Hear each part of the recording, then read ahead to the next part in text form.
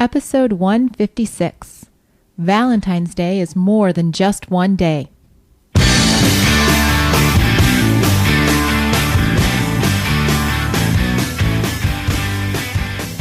Welcome back to One Extraordinary Marriage, where we talk about sex, love, and commitment.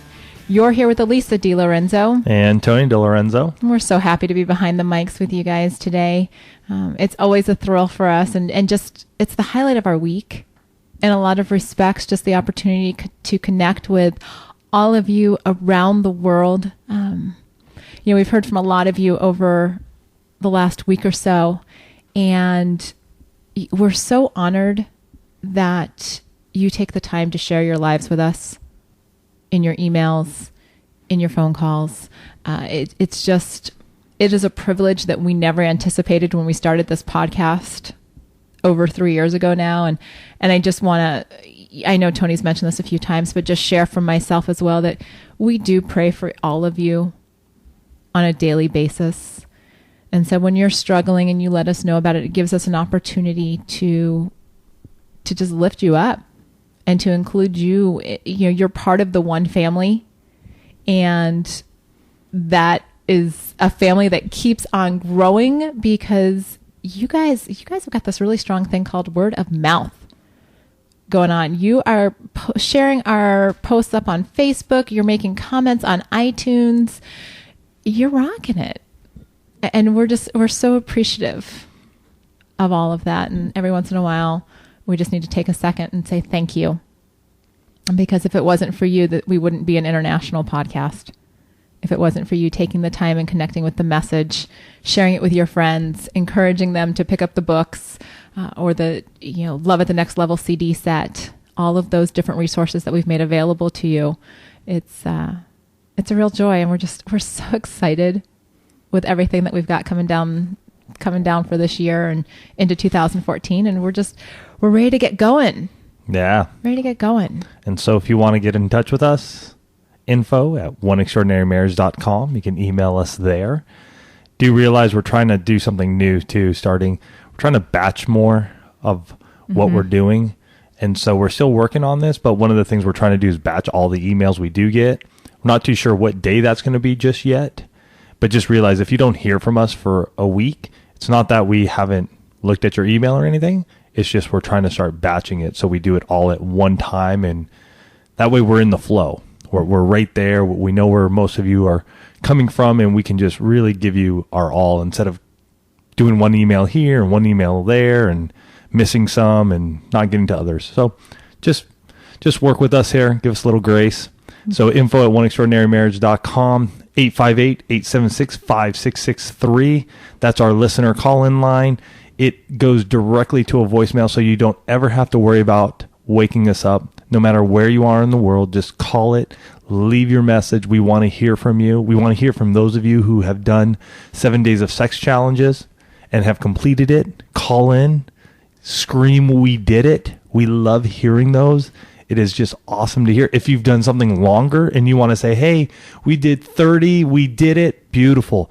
Share, because that is just so awesome to know that the two of you took time out of your lives, out of your schedule, to really make time for each other and to grow your marriage and to launch it from where it was to where you're going. Mm-hmm. So that is just awesome. If you want to connect with us on Facebook, you can do that as well. You can just hit the little message deal there and send us a message. You know that we check that often. Again, trying to batch that a little bit more when it comes to replying to those messages. And that's it. Let's get started today. Absolutely. And you guys are going to be getting this podcast, those of you that listen to it for the first time, Valentine's week. And we couldn't let the week go by without talking about love and romance and Valentines. And it also happens to be National Marriage Week. Yep. So the emphasis is all on you guys this week. Yeah. All on you guys and romance.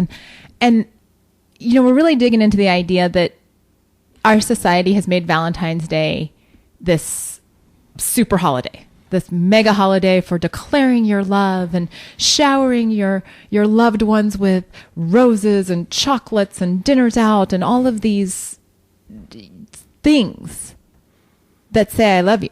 Cards, flowers, rings, jewelry, gifts of all shapes and sizes. And sometimes all of that stuff gets in the way because we put all this emphasis on one day, and then we forget or we lose sight of the fact that we're really supposed to be demonstrating our love to our spouses every day. Daily. It's kind of like we were talking to some folks last week, and we were talking about the emphasis that's put on the wedding day. Everything is focused on this day. Boom, the dresses, the caterer, and the list goes on. And then there's not as much planning and thought given to the rest of the marriage. Yeah, all that romance that we think in our mind sort of culminates on the wedding day. And for many of us, after that, like Elisa said, there's no plan. And so the romance lasts for a little bit, and then it wanes. And we get frustrated, and we get tense, and we're looking at each other going, wow, it was just a short time ago that we were just so in love. What happened? And the reality is that we got to have a plan. I mean, just like you got to have a plan for loving your spouse and showing that Valentine's Day love on a regular basis. Because here's something you got to know about Tony and Lisa. We do not go out on Valentine's Day. Have not in many, many, many years. And as far as flowers, I think it was only the very first Valentine's Day that Tony and I were dating that I got flowers. I remember you sent me 3 roses that day. Cool. Yeah. That was 18 years ago. Yeah. So and we've never really done chocolates. I mean, any of the typical Valentine's Day stuff we stopped doing, especially because I think it was one of our early married Valentine's Day where we went out to dinner and the wait was ridiculous and the food was completely overpriced. Right. For one day. Right. And so I remember sitting there across the table from you on that Valentine's Day, and we're just kind of like, why are we doing this? What is so special about this one day that makes it more special than any other day? Other than what I have said for many a years, that I believe that it's just a Hallmark holiday. Yes. And it has just been marketed to us so that we all go, oh my gosh, I need to do something. I need to show my love because I haven't done it in a while, or I haven't done it all year long. So this is the one day that I am going to go out there, husbands or wives, that I'm going to just go out there and I'm going to just really show my love in whatever way you may do that. And then the next day, and then the next day, and the next day, it sort of tapers off. And right. Then you're back to where you were before. And, it's our hope through those of you that listen to this podcast that you're making the changes in your marriage, that Valentine's Day, while you may celebrate it in whatever way works for your family, your marriage, that you're actually celebrating your love on a regular basis. You're doing those things that demonstrate to your spouse, you know what? We have Valentine's Day every day. And there are some key reasons why this is so important. Because, first and foremost, your marriage is your number one earthly relationship. This is the relationship that when you stood before the judge, when you stood before the priest or whatever other religious official, pastor that you had up there, and all of your witnesses, and said, I'm going to be with this person. I choose you as long as life shall last. You are making a promise to this other person. And that promise carries a lot of responsibility, which I think is something that we as a culture or a society don't dig into very much. I think, again, like we were talking about at the beginning, we put so much into the day that we forget about, the fact that 50 years is a really long time. 60 years is a really long time. 16 years is a long time. 16 years is a long time. Thank you, ladies and gentlemen. You heard it from Tony first. But, we we get married and then we stop making our spouse our number one priority in a lot of cases. I did that with Tony. When the kids came along, Tony was not my number one priority. And my marriage suffered for it. I was having lunch with a woman the other day, and she's an empty nester. And another woman asked her, she's like, so how's that going? With it kind of anticipating the empty nester, oh, I miss my children thing. This woman got the biggest smile on her face, and she's like, it's wonderful. We're dating. We don't have to cook big meals if we want to. We can go and do whatever we want when we want. She had so much excitement for her marriage. I was thrilled. I sat there and I just had a little grin on my face because I hadn't introduced what I do yet. And when she asked me what I did, I'm like, I love to listen and talk to people like you who are making their marriage a priority, because she gets it. She gets that her marriage is the foundation for which her children are going to model their marriages, for which her community looks at her as a relationship that, while flawed, because let's face it, they're all flawed in some way, shape, or form. We've all got our little quirks. Tony would love for me to be neater. It's going to be, he may still be wishing for that on his deathbed. It's a quirk. But we work at it. And we work at making each other a priority. That's why when we wrote Stripped Down, the very first chapter was from the top down. Get your priorities in order, because when you get your priorities in order, Valentine's Day happens every day. And again, when we say every day, it's not this thing where flowers are being bought every day, or you're getting a letter every day, or you're getting a card or chocolates or a monetary piece of equipment every day. I should say a piece of equipment. I mean, apparently I'm getting a drill or something for Valentine's Day. Piece of equipment. Am I getting a vacuum cleaner? You may be. Oh, okay. So it's not that, but it's the investment you're putting in some way, shape, or form. And again, like Elisa said earlier, we haven't done it for so long. And the reason being was, one, it was a monetary thing for us. We just didn't see the sense in spending large amounts of money. Yeah, call us frugal if you want. But I just didn't see any sense in spending a bunch of money for one day when I could wait a week and I could get the same thing for half, if not less. I could go out to the same restaurant, have a better experience a day or two later, and have a better experience. And so that's why we pretty much stopped doing Valentine's Day stuff. This year we'll go out the night after. Yeah, I think that's our plan this year. Our plan is to do that because our son's going to be away, and we're going to make sure we get the sitter for the daughter, and we're going to get away the day after. And so, think about that. And again, when it comes to the actual roses or the letter, do those on other times. Okay, I have to brag on you. What? I have to brag on you because I know that you told everybody a few weeks ago that before the end of January came, that you were going to give me a love letter. My goal is to do one of those a month. So, was it the 31st? No, it was a couple days before, but I'd gone out for a walk and I come home and there's this envelope sitting on my place at the kitchen table, and he's got this little grin on his face. And so the really neat thing is that he'd also told you guys about the invisible ink pens.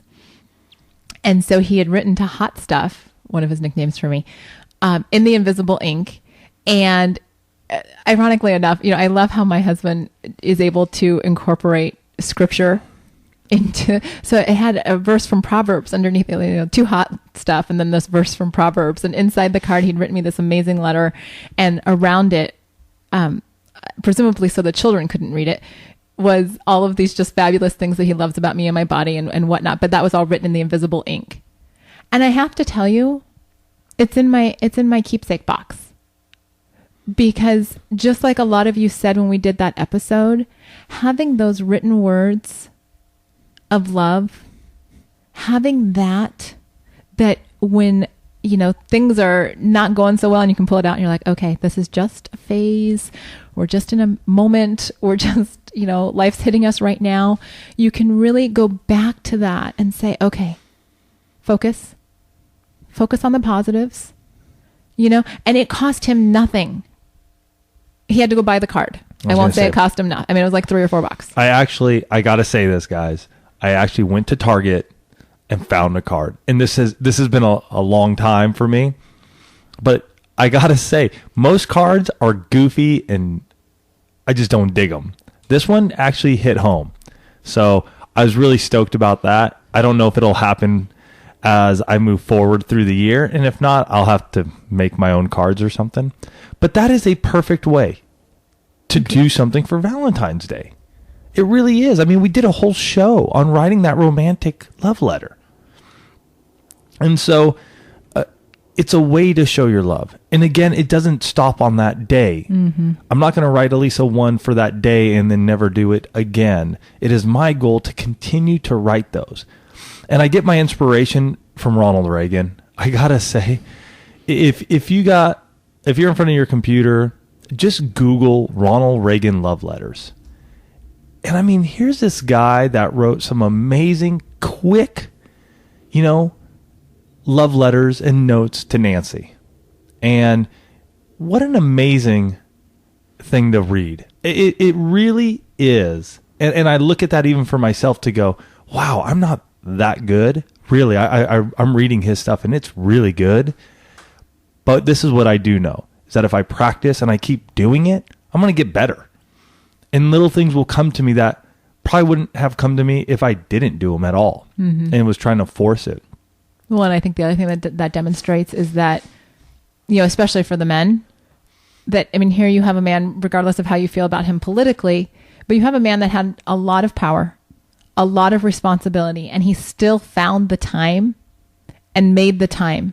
Oh, yeah. To shoot his wife little messages, to let her know just how important she was on a regular basis.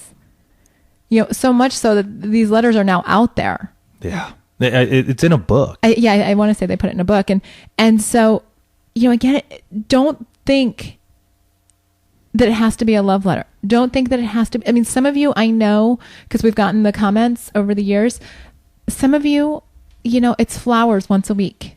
Like you come in with I don't know if it's the Friday flowers or the Tuesday flowers or whatever day it is, but you walk in and you just know that's the day. And it's just that little, like, here's my love token.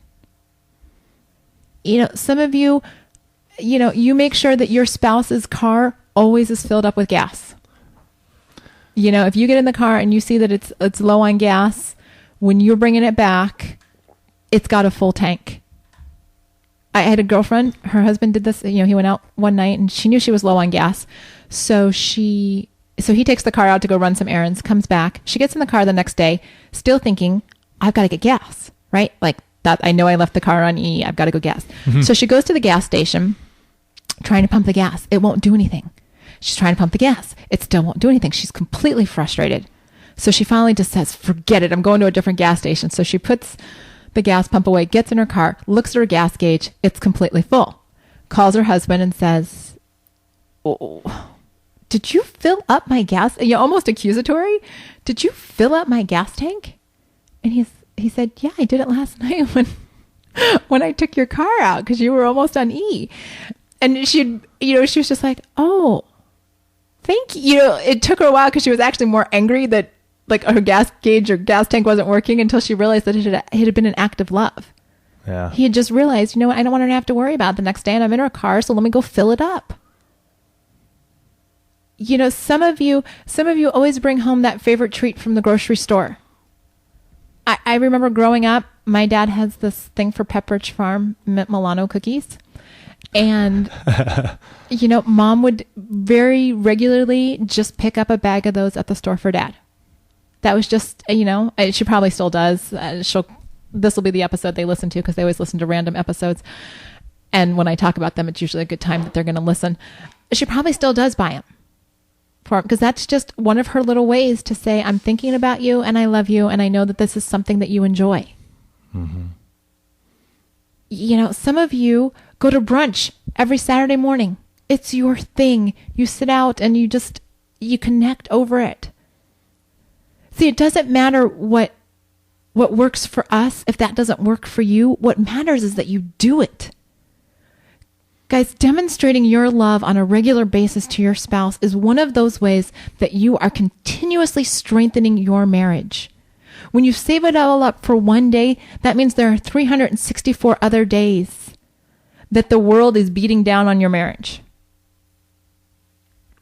And don't get us wrong. I mean, having something nice to give on Valentine's Day, hey, if that's what you've been doing and it works for you guys, continue doing it. What we're saying, though, is don't let it be the only day you're doing it. Don't let it start and end on that day. Expand on it. Take the time. If it's one of those things where from so many of you, we hear this, that communication has died in our marriage. The communication, us trying to connect at a deeper level emotionally, it just isn't there anymore. And we get it because we were there. Maybe this Valentine's Day, this is a day that you kick off connecting at a deeper level. If you haven't picked up our newsletter, go get it. It's at oneextraordinarymarriage.com/newsletter. Enter your name, enter your email, hit submit. And what you're going to get from us is a document called 77 Questions to Get the Conversation Started. And this is 77 questions that you guys can ask each other daily for the next 77 days to connect at a deeper level. See how that is love in action for days after Valentine's Day? It's not just one day. And days and days and days. And what you're going to do, though, is you're going to walk away 77 days from now going, man, I learned something new about my spouse. I really didn't know that about him. I really didn't know she liked that. See, what we forget is that when we first start dating and then we get engaged, we're younger. Some of us may have even been older. But over time, we change. We grow. Life happens. And we learn. And sometimes we digress. And if we're not sharing that with one another, I can't read Elisa's mind, nor can she read mine. And so it's almost going back to those stages when we were first dating, and it's connecting again. It's learning about her likes and dislikes again, because those change. And I know many of you are going, well, geez, we used to do this on Valentine's Day and you always loved it. But now you don't. And it's frustrating because I don't know what you like. Well, that's where the goodness comes from the 77 questions, because we can start learning. We can relearn. Life happens. And sometimes we can have major shifts. So it's something to really think about. You can pick that up, like I said, 77 questions to get the conversation started. It's at oneextraordinarymarriage.com/newsletter. And maybe it's not the connect at a deeper level. Maybe it's you want to kick off a 7 days of sex challenge. Yeah. Hey, nothing better to do than that. When we were at our workshop last week, we actually encouraged the couples to think about Valentine's Day as their launching off point.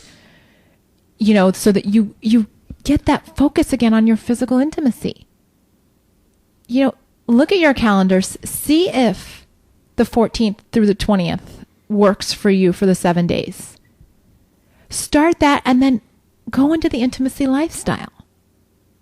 Make that be your ongoing way of connecting and focusing on your physical intimacy. I mean, what a gift to have regular intimacy with your spouse. To have that physical connection, to have that time where, the two of you are connecting emotionally and physically and just being together, shutting out the rest of the world. Deciding this year that maybe the Valentine's gift for your spouse is the intimacy lifestyle. For those of you that are the low desire spouse, or for those of you that don't initiate as often as you probably should. And I own that, because before we started the intimacy lifestyle, I was both of those things. I'm still the low desire spouse, but thanks to the intimacy lifestyle, I initiate half the time. But when you give that gift to your spouse, you're giving them the gift of connection. You're giving them the gift of yourself. And ultimately, there's every beautiful thing in the world that you could give to your husband or your wife. But really, the number one thing I think if we asked any of you that you would desire from your spouse is them. Mm-hmm. Is them. I want you, mind, body, and soul.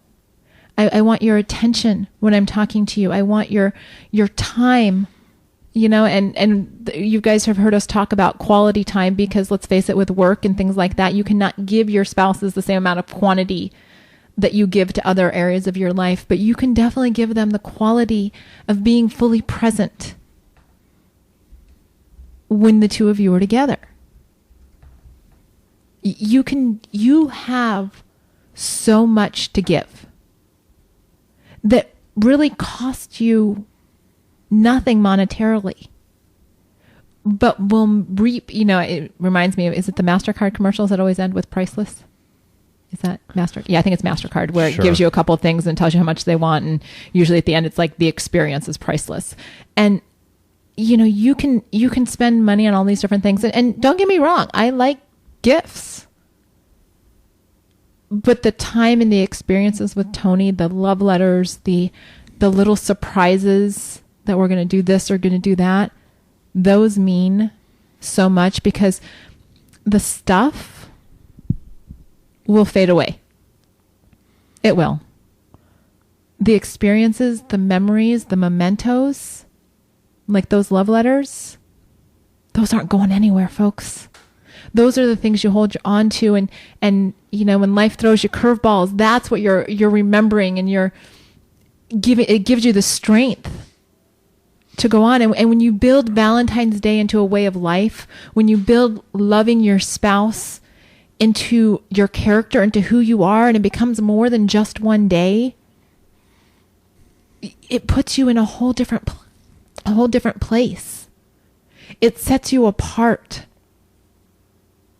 It sets your marriage up as an example for others, as the way that a husband and wife should love each other. Mm-hmm.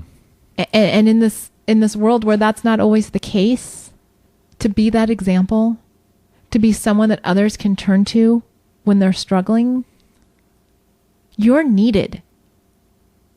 Your demonstrations of love are absolutely needed. People need to see strong marriages, and it starts with you. It starts with you making a decision that, while yes, February 14th is a great day, and I'm going to declare my love to Tony on that day, I'm also going to do it on February 15th. And June 5th, and October 27th, and, March 23rd, and, pick a day. Every day. You know what that day is? That does fall on your intimacy lifestyle day. So I would assume you're going to initiate on Valentine's Day. Thank you, calendar. Apparently I am. So now you all know one of the things that Tony and Elisa will be doing on Valentine's Day. Yeah. And you know what? That's so funny. As you were talking there, I went back and I found this awesome email we got from a couple. Mm-hmm. And I want to read it because I think it really just sort of talks about what we've been sharing today. And it goes, Tony and Lisa, right now for some time, everything has been bliss. We got married 19, almost 20 years ago. Foolishly, I had just turned 18 and she was 16, almost 17. We had only been dating 5 months and thought we knew everything. The first couple of years were tough.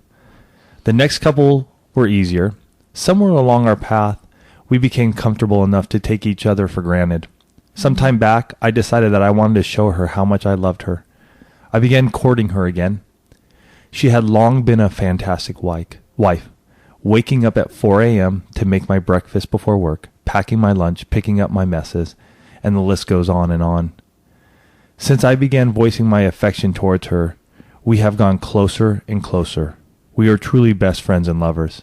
I recently began sending her a daily email telling her a new reason I love her or something I love about her.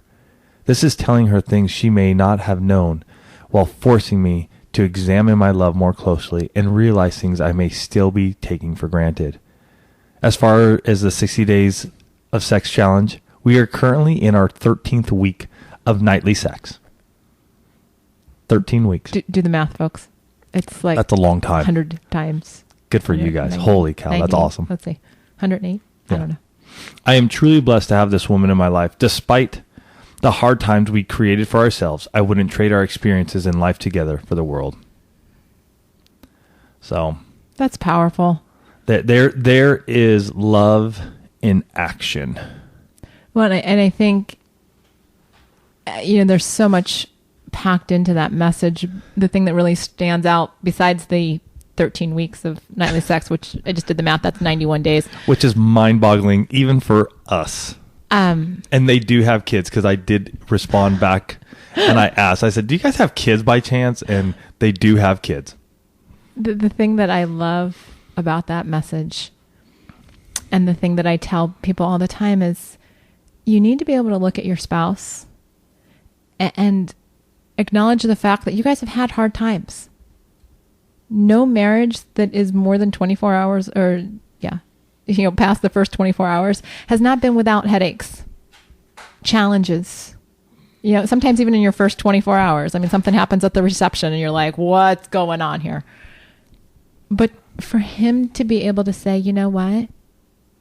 I'd do it all over again. I would not trade. He said, I would not trade these experiences.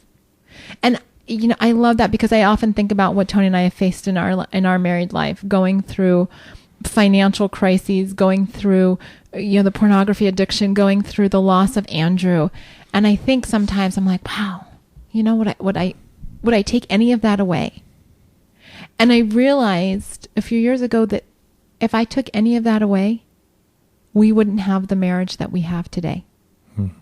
And I can look at him, as right now, as we're sitting across the table chatting with all of you, and say, I'd do it all over again. I'd go through the heartbreak. I'd go through those, times that we were on top of the world. I'd do it all over again, because I wouldn't be where I am right now in life if it wasn't for this relationship. And to be able to say that and know that you are exactly where you're supposed to be, that walking the road of life with this person and being able to demonstrate and reciprocate their love is huge. It's huge. And this week, for those of you that, are early bird listeners and you listen to it on Tuesday, you've got 2 days to figure out what your demonstration of love is going to be, and how you're going to put that into place for this year. Maybe it's the once a month love letter. Maybe it's the intimacy lifestyle. Maybe it's the 7 days of sex challenge. Maybe it's the 77 questions to get the conversation started. Maybe it's leaving your cell phone home on date nights. Maybe it's doing date nights. Think about it. And then whatever that is, whatever your idea is for this year, for 2013, I challenge you to write that on a piece of paper, stick it in a box, and present it to your spouse on Valentine's Day as your gift. Whatever that is, whatever you've come up with, because we know from all the emails, you guys are so creative. Oh gosh, yeah, you guys are awesome. I mean, you guys knock our socks off with some of the stuff that you come out with. I'm like, really? I never thought about that. But do it. Share with your spouse that gift and watch their reaction, because you will be blown away at how much that means to them. I got to get working on this. I've only got a couple of days. Elisa and I love putting those challenges out to you guys, because you know what? It makes us take action too. We are held accountable to you guys. And we hope that we can hold you accountable so that you can experience that passion, that romance, that intimacy you want in your marriage. Yep. Right? You know, sometimes we need somebody. We talk about it often in business. Have accountability partners, have mentors that can help you grow, that can help you expand. Well, guess what? We're your marriage experts, accountability people. We're here to hold you accountable to having that extraordinary marriage that you desire. And you can come to us and ask us questions. You can post stuff up on Facebook. We're here for you because we want you to have it. And yes, not every day is going to be perfect. You guys know we don't have every day that's perfect. But you know what? When we look back on our lives over the last 5 years, most of that time's been up. And the low times, we got through them faster and quicker so that we could begin to love on each other more and more. So as you enjoy your Valentine's Day, we hope it's not just the only day that you're going to love on each other. And we hope that you'll take action this year and do something that's really going to show your love daily. And so when 2014 comes around, you're going to look back and go, that was the year of love. That was the year that we just loved on each other in our own special way that nobody else could. And with that, just want to tell you guys, we love you all so dearly. We hope you have a fantastic Valentine's Day and have a great week.